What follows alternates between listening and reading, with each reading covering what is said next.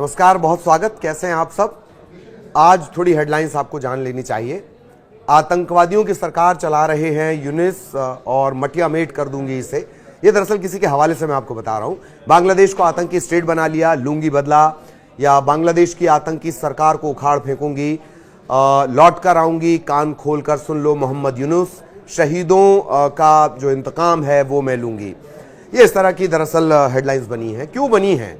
इनके पीछे है शेख हसीना का ताज़ा बयान और बांग्लादेश के लिए दिया गया उनका एक संदेश। इसमें हसीना न सिर्फ लोगों से संवाद कर रही हैं, बल्कि वो बांग्लादेश की सरकार और उसके जो मुखिया हैं, Nobel prize winner Yunus, Mohammad Yunus, जो वहां पर सरकार चला रहे हैं और मुखिया बने हुए हैं, उन पर भी वो हमला कर रही हैं। बांग्लादेश की पूर्व प्रधानमंत्री शेख हसीना, सोमवार को उन्होंने तमाम गंभीर आरोप लगाए। हसीना ने कहा कि देश की अंतरिम सरकार के प्रमुख मोहम्मद यूनुस ने देश को आतंकवाद का गढ़ बना दिया है। उन्होंने ये तक कहा कि नोबेल पुरस्कार विजेता ने खुद कहा था कि उन्हें तो देश चलाने का अनुभव है नहीं, तो उन्हें ऐसा करने से बचना चाहिए। उन्होंने यह आरोप भी लगाया कि यूनुस ने पिछले साल उनके कोटा सुधारों के खिलाफ छात्र नेतृत्व वाले दंगों के दौरान दर्जनों पुलिस अधिकारियों की हत्या पर आखिर चुप्पी क्यों साधे रखी और अराजकता को लगातार वो बढ़ावा देते रहे। हसीना यह आरोप भी लगा रही हैं कि सरकार ने जांच समितियों को भंग कर दिया और आतंकवादियों को लोगों को मारने के लिए खुला छोड़ दिया गया। वे बांग्लादेश को बर्बाद कर रहे हैं। हम इस आतंकवादी सरकार को बाहर करेंगे इंशाअल्लाह। ये कौन कह रही है? शेख हसीना। खास बात यह कि हसीना ने जूम लिंक के जरिए 5 विधवाओं और उनके बच्चों से भी बातचीत की है। इस सेशन का जो संचालन है वो अवामी लीग के जो नेता हैं नजरुल इस्लाम, उन्होंने किया था। इस संबोधन में पूर्व प्रधानमंत्री ने कहा कि वो बांग्लादेश लौटेंगी और पक्का करेंगी कि इस सरकार के आने के बाद जो जुल्म हुए हैं उनके पीड़ितों को वो न्याय दिलाएंगी। हसीना ने इतना ही नहीं किया, उन्होंने अपनी जो कार्यकर्ता हैं, पार्टी के कार्यकर्ता, उन्हें ऑनलाइन संदेश भी दिया है। उसमें कहा है कि मोहम्मद यूनुस नहीं जानते कि कैसे सरकार चलाई जाती है। यूनुस ने देश की तमाम जांच एजेंसियां, जांच समितियां भंग कर दी हैं। आतंकवादियों को बेलगाम छोड़ दिया गया ताकि वो मासूमों को मार सकें। यह सरकार बांग्लादेश को बर्बाद करने में तुली हुई है। हम चुप नहीं बैठेंगे, आतंकवादियों की सरकार को हटाकर मानेंगे। ये तमाम बातें वो कह रही हैं और वो वापस लौटेंगी और ये उन्होंने दावा किया है। उन्होंने एक बार फिर से ये बात दोहराई है कि छात्र आंदोलन के दौरान जो मौत पुलिस की गोली से, जो पुलिस वालों की मौत हुई थी, छात्रों की जो मौत हुई थी, वो पुलिस की गोली से नहीं हुई थी। ये दरअसल आपको याद होगा, इतिहास को अगर ध्यान रखें तो बड़ा ये विवाद हुआ था और इसके बाद जो आंदोलन है वो उग्र और हिंसक होता चला गया। उनके इस दावे की जांच करवाई जा सकती है और ये सही निकलेंगे, वो ऐसा कह रही हैं। शेख हसीना का सीधा आरोप है कि आज यूनुस हिंसा करने वाले अपराधियों को बचा रहे हैं। छात्रों ने हिंसा शुरू की थी। इनके निशाने पर पुलिसकर्मियों के अलावा उनकी पार्टी अवामी लीग के कार्यकर्ता थे, बुद्धिजीवी थे, कलाकार थे। उनकी हत्याएं की गई हैं।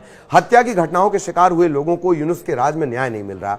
एक और बड़ी महत्वपूर्ण बात, दंगों में बड़ी संख्या में पुलिसकर्मियों को निशाना बनाया गया। सिराजगंज में ही 12 से ज्यादा पुलिस वालों की हत्या कर दी गई, कुछ के शव जला दिए गए। शेख हसीना ने सोमवार को जिनसे बात की, उनमें मारे गए पुलिसकर्मियों की विधवाएं भी शामिल हैं। शेख हसीना ने कहा कि मैं लौटूंगी, पुलिसकर्मियों की मौत का बदला लूंगी। ये जो तमाम बातें उन्होंने कही हैं, इसके बाद बहुत सारे सवाल। 5 अगस्त का वो घटनाक्रम आपको याद होगा, भीड़ के चंगुल से बचकर वो निकली और बांग्लादेश के लोगों की वो सेवा कर सकें, इस तरह की बात वो कह रही हैं। उन्होंने ये भी कहा कि अल्लाह ने मुझे दूसरी जिंदगी दी है, उन्हें भरोसा है कि ये किसी कारण, जिस कारण से भी हुआ, पहले मारने की कोशिश भी हुई है, इन तमाम सवालों का वो जवाब भी देंगी और वो बच गई केवल फिर से लौटने के लिए। अल्लाह हम सबके साथ है। ये तमाम बातें उन्होंने कही हैं। अब वो ये सब बातें कह क्यों रही हैं? वो ये भी कह रही हैं कि आप धैर्य रखिए, मैं शहीदों के अपमान का बदला लूंगी। सवाल खड़े हो रहे हैं किस तरह से अवामी लीग बांग्लादेश से बाहर रहकर अपने कैडर को क्या रीएक्टिव कर रही है। ये रीएक्टिव करना क्या दिखाता है, थोड़ा सा इतिहास भी आपको बताएंगे। और उसके पहले ये समझिए कि कैसे शेख हसीना तकनीक के सहारे अपनी सियासत को, तकनीक के सहारे बांग्लादेश की सियासत को यहां अलग अलग जगहों पर बैठकर गर्म कर रही हैं। हसीना और उनके नेता अलग अलग जगहों पर या तो शरण लिए हुए हैं या फिर छिपे हुए हैं, लेकिन एक्टिव हैं। एक मीडिया हाउस की रिपोर्ट कह रही है कि 200 से ज्यादा नेता और अफसर पश्चिम बंगाल के अलावा अलग अलग जगहों पर छिपकर बैठे हुए हैं। जूम लिंक का उपयोग शेख हसीना ने किया, वैसे ही व्हाट्सएप इन सभी के बीच कम्युनिकेशन का बड़ा जरिया है। इसी के जरिए शेख हसीना पार्टी के कार्यकर्ताओं तक अपनी बात पहुंचा रही है और उनकी बात सुन भी रही हैं। अब हसीना के हुंकार के क्या मायने निकाले जा रहे हैं? सवाल हो रहे हैं कि क्या बांग्लादेश में यूनुस की जो अंतरिम सरकार है उसके दिन पूरे हो गए हैं? क्या शेख हसीना अपने देश को गर्त में जाते देखने के बाद किसी तरह की बड़ी तैयारी में है?